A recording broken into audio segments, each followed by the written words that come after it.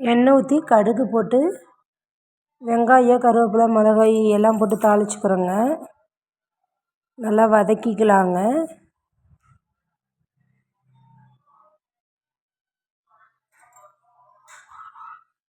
வெங்காயம் நல்லா வதங்கினதும்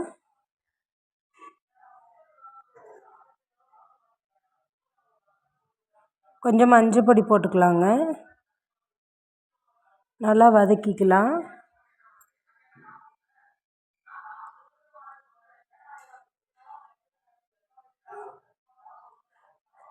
உதிர்த்து வச்ச இட்லியை கொஞ்சம் உப்பு போட்டுக்குங்க. வெங்காயத்துக்கு அளவாக உப்பு போட்டுக்குங்க.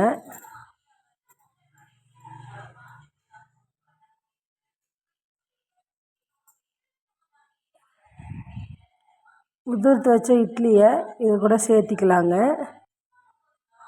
சேர்த்து நல்லா இட்லி சூடாகிற வரைக்கும் நல்லா வறுக்கணுங்க.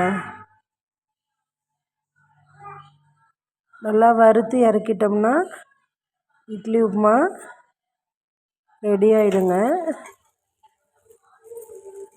சிம்பிளாக இருக்குங்க, ஆனால் சாப்பிட செம டேஸ்ட்டாக இருக்குங்க. நீங்களும் இட்லி மீதமாயிடுச்சுன்னா இது மாதிரி ட்ரை பண்ணி பாருங்கள், ரொம்ப நல்லாயிருக்கும்.